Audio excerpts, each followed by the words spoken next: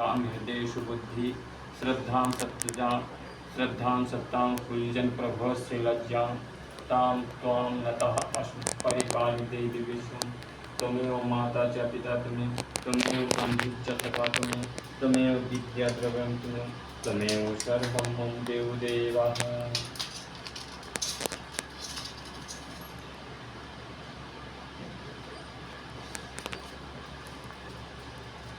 श्री दुर्गाय नमः।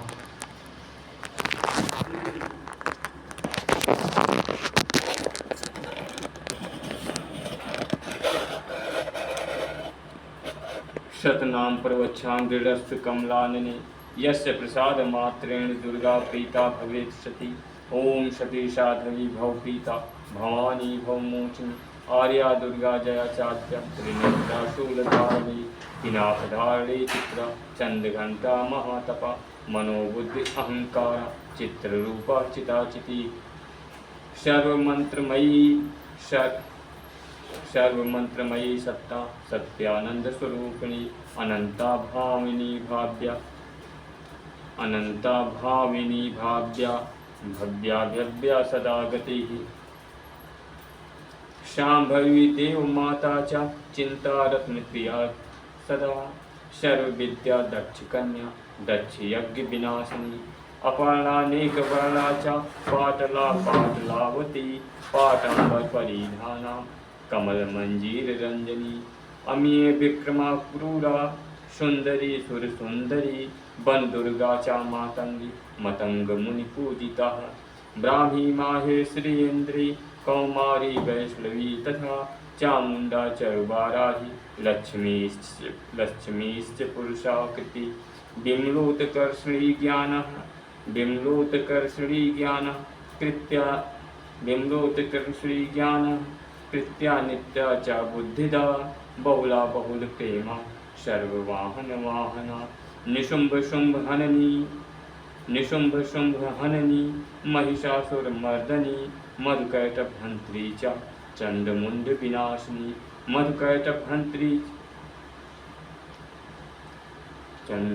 विनाशिनी सर्वासुर विनाशा च सर्वदानो घातिनी सर्वशास्त्रमयी सत्या सर्वास्त्रधारिणी तथा अनेक शस्त्रहस्ता च अनेका शस्त्रस्य धारिणी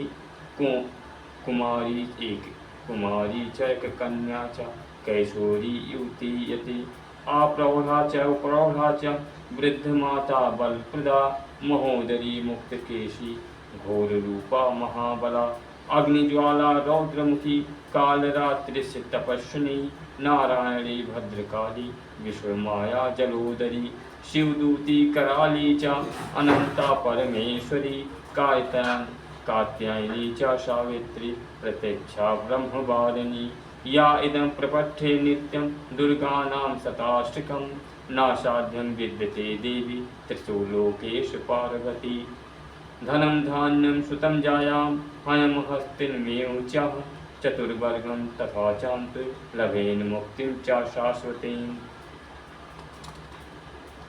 कुमारी पूजित्या तु ध्यायत्या देवी सुरेश्वरी पूजेत परया भक्त्या पठेन नाम शताष्टकं तस्य सिद्धि भवेत् देवी सर्वेषुरपरैः अपि राजानो दास्तां यन्ति राजश्रियं वाप्नुयात् गोरोचनालाल कुकुंकेन सिंदूर कर्पूर मधुत्रयेण विलक्ष्यंत्र विधिन आविधिक्यो भवेत् सदा धारते पुरारी भौम्यावास्या निशामाग्रे चंद्रे शतभितां गते विलक्ष्य प्रपठेत स्तोत्रं च भवेत् संपदां पदाम् इति श्री विश्वसारतंत्रे दुर्गा अष्टोत्तर शतनाम शताष्ट इति श्री विश्वसारतंत्रे दुर्गा अष्टोत्तर शतनाम स्तोत्रम समाप्तम। जय माता रानी की जय। ओम श्री दुर्गाय नमः। ओम श्री दुर्गाय नमः। ओम श्री दुर्गाय नमः।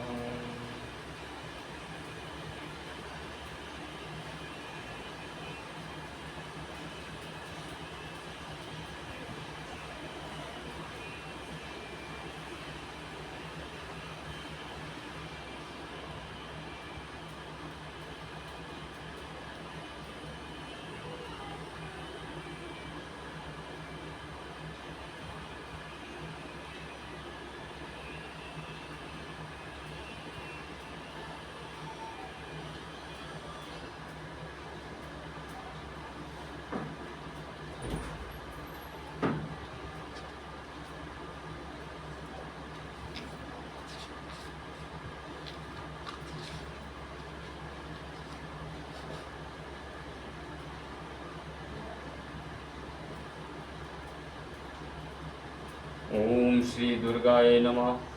ओम श्री अंबिकाय नमः। ओम श्री दुर्गाय नमः। देवताओं के तेज पुंज से देवी का प्रादुर्भाव और महिषासुर की सेना का वध। विनियोगा। ओम मध्यम चरित्रस्य विष्णु ऋषि महालक्ष्मी देवता उषरिक्षंदा शाकंभरी शक्ति दुर्गा बीजम वायु अस्त्रतत्वं यजुर्वेद स्वरूपम श्री महालक्ष्मी प्रीत्यर्थम मध्यम चरित्र जपे विनियोगाः। ओम मध्यम चरित्र के विष्णु ऋषि महालक्ष्मी देवता उषरिक्षंद शाकंभरी शक्ति दुर्गा बीज वायु तत्व और यजुर्वेद स्वरूप श्री महालक्ष्मी की प्रसन्नता के लिए मध्यम चरित्र के पाठ में इसका विनियोग है। मैं कमल के आसन पर बैठी हुई प्रसन्न मुख वाली महिषासुर मर्दनी भगवती महालक्ष्मी का भजन करता हूँ, जो अपने हाथों में अक्षमाला हर्षा गदा बाण वज्र पद्य धनुष कुंजिका दंड शक्ति खड़ग ढाल शंख घंटा मधुपात शूल पाश और चक्र धारण करती हैं। ओम ह्रीम ऋषि वाचा। ऋषि कहते हैं, पूर्व काल में देवताओं और असुरों में पूरे 100 वर्षों तक घोर संग्राम हुआ था। उसमें असुरों का स्वामी महिषासुर था और देवताओं के नायक इंद्र थे। उस युद्ध में देवताओं की सेना महाबली असुरों से परास्त हो गई। संपूर्ण देवताओं को जीतकर महिषासुर इंद्र बन बैठा। तब पराजित देवता प्रजापति ब्रह्मा जी को आगे करके उस स्थान पर गए जहाँ भगवान शंकर और विष्णु विराजमान थे। देवताओं ने महिषासुर के पराक्रम तथा अपनी पराजय का यथावत वृत्तांत उन दोनों देवेश्वरों से विस्तार पूर्वक का सुनाया। वे बोले, भगवान महिषासुर सूर्य इंद्र अग्नि वायु चंद्रमा यम वरुण तथा अन्य देवताओं के भी अधिकार छीनकर स्वयं ही सबका अधिष्ठाता बना बैठा। उस दुरात्मा महिष ने समस्त देवताओं को स्वर्ग से निकाल दिया। अब वे मनुष्यों की भांति पृथ्वी पर विचरते हैं। दैत्यों की आसारी करतूत हमने आप लोगों से कह सुनाई।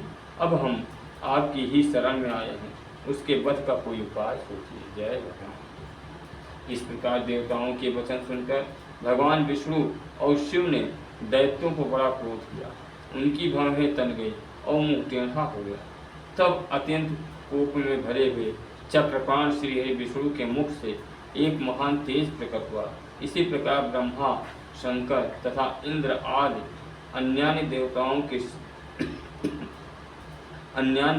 के शरीर से भी बड़ा भारी तेज निकला। वह सब मिलकर एक हो गया।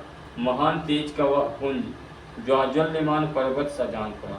देवताओं ने देखा, वहाँ उसकी ज्वालाएं संपूर्ण दिशाओं में व्याप्त हो रही थी। संपूर्ण देवताओं के शरीर से प्रकट हुई उस तेज की कहीं तुलना नहीं थी। एकत्रित होने पर वह एक नारी के रूप में परिणत हो गया और अपने प्रकाश से तीनों लोकों में व्याप्त जान पड़ता। भगवान शंकर का जो तेज था, उससे उस देवी का मुख प्रकट हुआ। यमराज के तेज से उसके सिर में बाल निकल आए। श्री विष्णु भगवान के तेज से उसकी भुजाएं उत्पन्न हुई।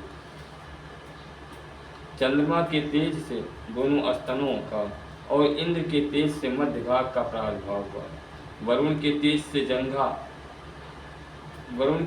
जंघा और पिंडली तथा पृथ्वी के तेज से नितंब भाग प्रकट हुआ।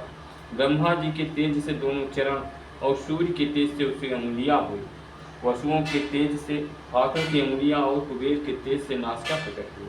उस देवी के दांत प्रजापति के तेज से और तीनों नेत्र अग्नि के तेज से प्रकट हुए थे। उसकी भौहें संध्या के और कान वायु के तेज से उत्पन्न हुए। इसी प्रकार अन्य देवताओं के तेज से भी उस कल्याणमयी देवी का आविर्भाव हुआ।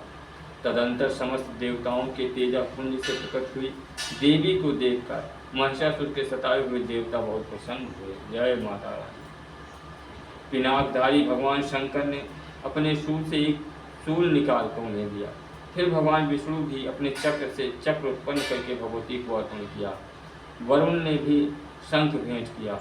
अग्नि ने उन्हें शक्ति दी और वायु ने धनुष तथा बाण से भरे हुए 2 तरकश प्रदान किए।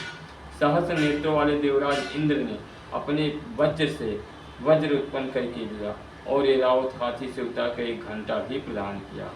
यमराज ने कालदंड से दंड, वरुण ने पास, प्रजापति ने स्फटिकाक्ष की माला तथा ब्रह्मा जी ने कमंडल भेज दिया। सूर्य ने देवी के समस्त रूम कूपों में अपनी किरणों का तेज भर दिया। उन्हें चमकती हुई ढाल और तलवार दी। क्षीर समुद्र ने उज्ज्वल हार तथा कभी जीर्ण न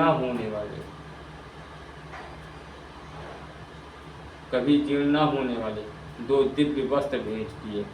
साथ ही उन्होंने दिव्य चूड़ामणि, 2 कुंडल, कड़े, उज्ज्वल अर्धचंद्र, सब बाहुओं के लिए केयूर, दोनों चरणों के लिए निर्मल मुकुट, गले की सुंदर हंसली और सब अंगुलियों में पहनने के लिए रत्नों की बनी अंगूठियाँ भेजी। विश्वकर्मा ने उन्हें अत्यंत निर्मल फरसा भेंट किया। साथ ही अनेक प्रकार के अस्त्र और अभेद कवच दिए। इनके सिवा मस्तक और वक्षस्थल पर धारण करने के लिए कभी न कुम्हलाने वाले कमलों की मालाएं दी। जलज ने उन्हें सुंदर कमल का फूल भेंट किया। हिमालय ने सवारी के लिए सिंह तथा भांत भांत के रथ समर्पित किए। धनाध्यक्ष कुबेर ने मधु से भरा पान पात्र दिया तथा संपूर्ण नागों के राजा शेष ने, जो इस पृथ्वी को धारण करते हैं, उन्हें बहुमूल्य मणियों से विभूषित नागहार भेंट किया। इसी प्रकार अन्य देवताओं ने भी आभूषण और अस्त्र शस्त्र देकर देवी का सम्मान किया। तत्पश्चात बारंबार अट्टहास पूर्वक उच्च स्वर से गर्जना की। उनके भयंकर नाद से संपूर्ण आकाश गूंज उठा।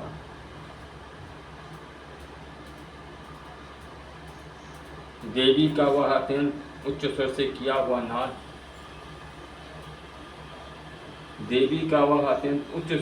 हुआ सिंहनाद कहीं समा न सका। आकाश उसके सामने लव प्रतीत होने लगा। उससे बड़े जोर की प्रतिध्वनि हुई, जिससे संपूर्ण विश्व में हलचल मच गई और समुद्र कांप उठे। पृथ्वी डोलने लगी और समस्त पर्वत हिलने लगे। उस समय देवताओं ने अत्यंत प्रसन्नता के साथ सिंह वाहिनी भवानी से कहा, देवी तुम्हारी जय हो। साथ ही महर्षियों ने भक्ति भाव से विनम्र होकर उनका स्तमन किया।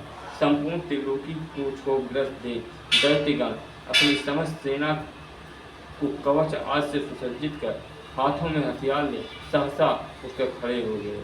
उस समय महिषासुर ने बड़े क्रोध में आकर कहा, यह क्या हो रहा है। फिर वह संपूर्ण असुरों से घिरकर उस सिंहनाद की ओर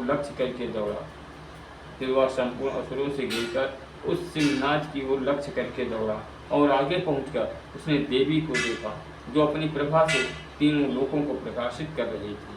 उनके चरणों के भार से पृथ्वी दबी जा रही थी। माथे के मुकुट से आकाश में रेखा से खींच रही थी तथा वह अपनी धनुष की टंकार से सातों पातालों को क्षुब्ध किए हुए थे।